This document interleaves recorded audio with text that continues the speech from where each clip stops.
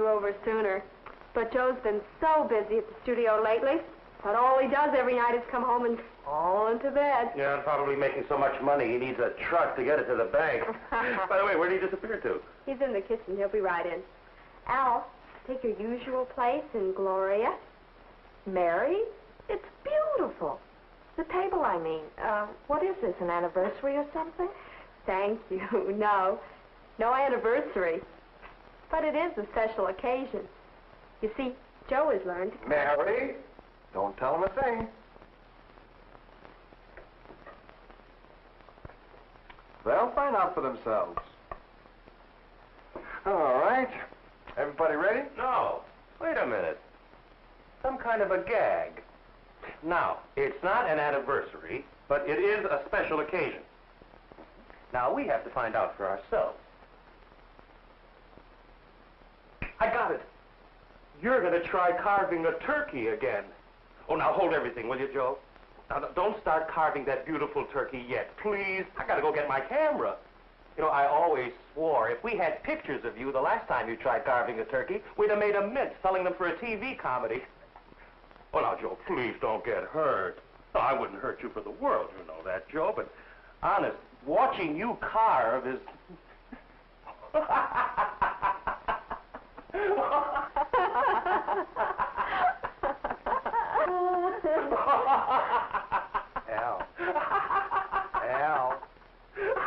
Al, I just decided to give you a special treat. Now, I was going to let you watch from the other end of the table. But for you, seeing as how you're my very special friend, and because you get such a kick out of watching me carve, I'm going to give you a special performance. Now, would you step right over here, please? Now, I want you to watch very close. Gloria, Mary.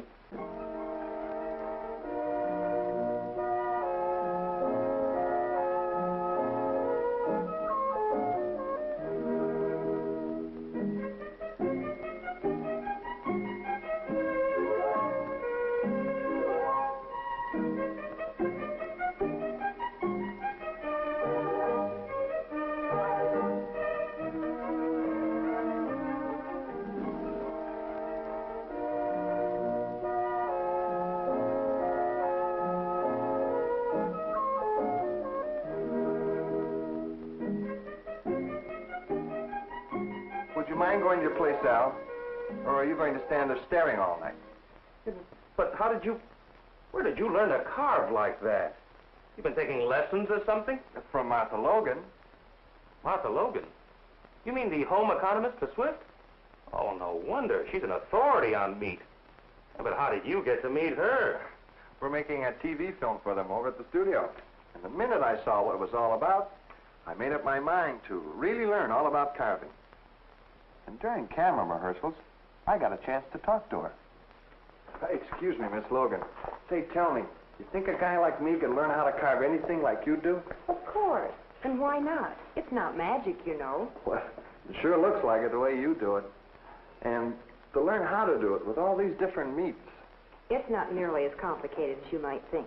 Really, all you have to learn is a few different methods. Here, I'll show you what I mean.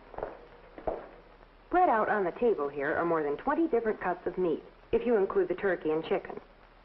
Now, you'll notice that we have them grouped.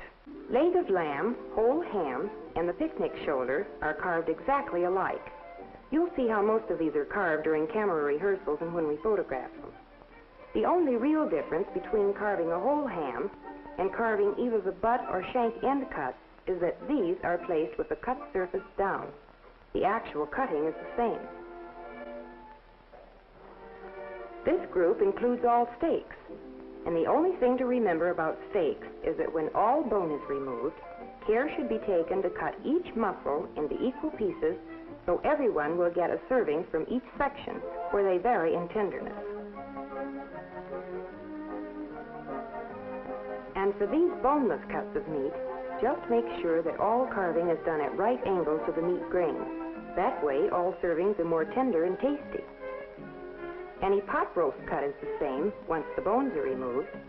The only thing to remember is that all cutting should be across the grain or fibers of the meat.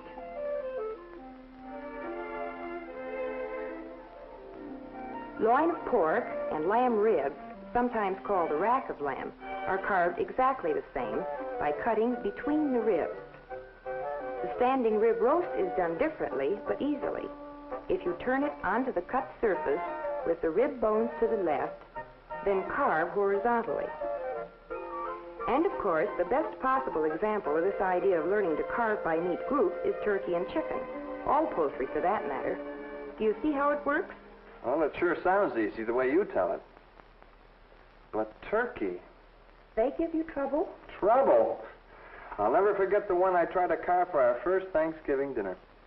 A kid could have done better pulling it apart with his hands. Well, you just watch what I do during rehearsals and when we make the pictures. You'll learn. So, that's how it is now, my boy. You're now looking at an expert carver. You mean you can carve all those different meats the way you carved that turkey tonight? Just about. Well, would it be too much trouble? I mean, would you teach me how? I sure will. But right now, I can even do better. Well, how do you mean? Well, I figured you'd want to learn, and since Mary doesn't keep our refrigerator stocked with all those steaks and roasts for you to practice on, I borrowed a print of the movie we made. And it shows everything I've been talking about. Like to see it? Hey, swell. Good. You finish your coffee, and I'll get the projector. Okay. All set. Now, everybody ready? Kill the light, please, Mary. Well, here we go.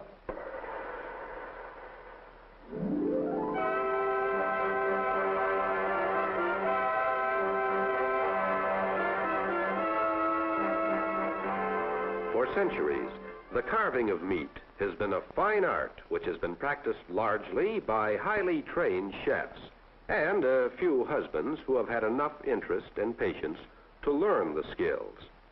But now, Martha Logan, eminent home economist, has devised a simple method of grouping the most common meats, a method that makes it easy for anyone to learn to carve. This method of grouping the various meat cuts is really quite simple. All that is required is an understanding of the similarity between different cuts of meats. For instance, people seldom think of ham and leg of lamb as being anything alike, yet methods for carving them are identical. Here, I'll show you. The first thing you do is to locate the wedge-shaped bone called the H-bone. Here it is on the leg of lamb, pointing toward the section from which the big horseshoe-shaped slices are cut. And here is the H-bone on the ham. With the shank bone to the right of the carver, first step in carving is to remove several slices from the side opposite the meaty section. This makes a flat surface for the roast to rest on while carving. With the fork placed in the butt end of the roast to hold it firm, start slicing at the shank end, cutting down to the bone with firm strokes. Slices should be at least a 1/4 inch thick.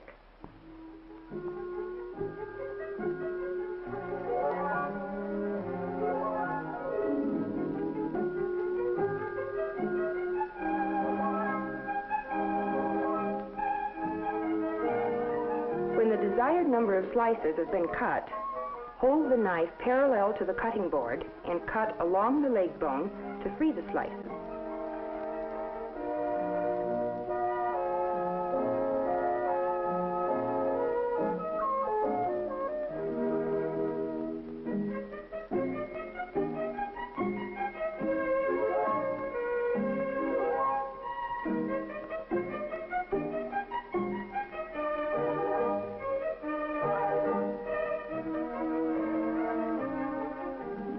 And exactly the same method is used for roast leg of lamb. The standing rib roast of beef is really one of the easiest roasts to carve properly. Ribs to the left of the carver, the fork is inserted between the first and second ribs to hold the roast firmly. 1/4 inch slices are made from the right side of the roast across to the ribs. Remember to let a roast stand 15 minutes to let it firm up. It will carve more easily.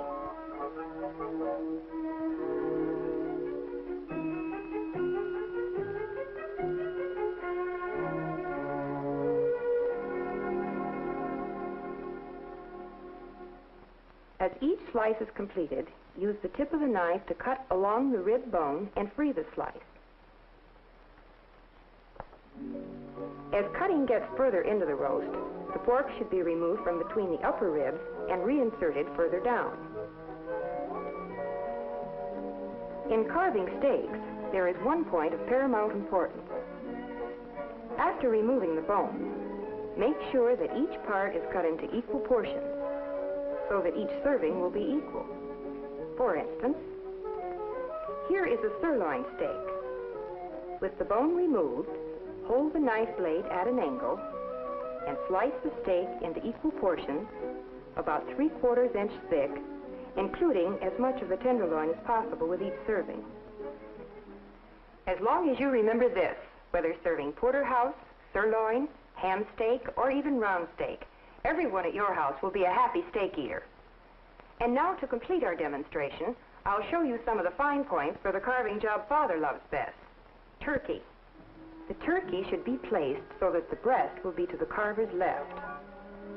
With the tip of the knife, cut the strip of skin holding the legs in place. Now, press the drumstick outward with a fork or your left hand.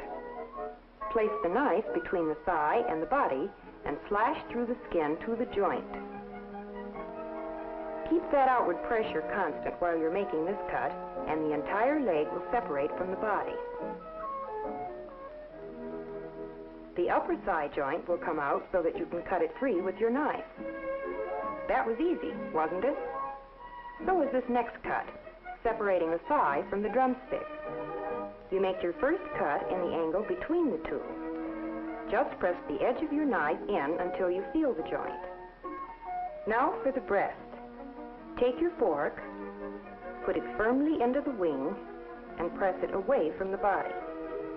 With your knife, make a long cut just above the wing joint, cutting in all the way to the bone.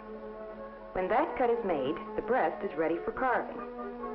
Start about halfway up the breast and slice straight down toward that cut above the wing joint. When your knife reaches the cut, the slices will fall free. Each succeeding slice of white meat is started higher on the breast until the crest of the bone is reached. You'll find with just a little practice, you'll acquire every bit of the skill of the expert. Happy carving and good eating. Okay, Mary, would you hit the light, please?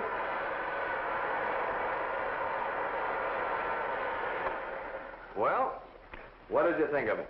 Great. Boy, she sure makes it look easy. Now, wait a minute.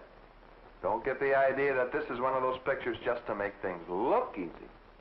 No, carving, when you get to know the different groupings, like ham and lamb, chicken and turkey, and all those different loin roasts, steaks, and pot roasts. Why, it becomes so easy, you wonder why you didn't think of it yourself. Okay, I'll try it. You, Joe, and Mary are hereby invited to our house Saturday night for dinner. Honey, what kind of roast do you want to cook? Are you going to do the carving? What else? Gloria, you better play it safe and make a bologna. Okay. After the way I've ribbed Joe, I guess I had that coming. So to show you that my heart's in the right place, we will have standing rib roast. Okay? It really doesn't make any difference. Now, whatever kind of roast you get, you'll find it easy to learn how to carve it. Now, well, if I can learn how to carve, anyone can learn.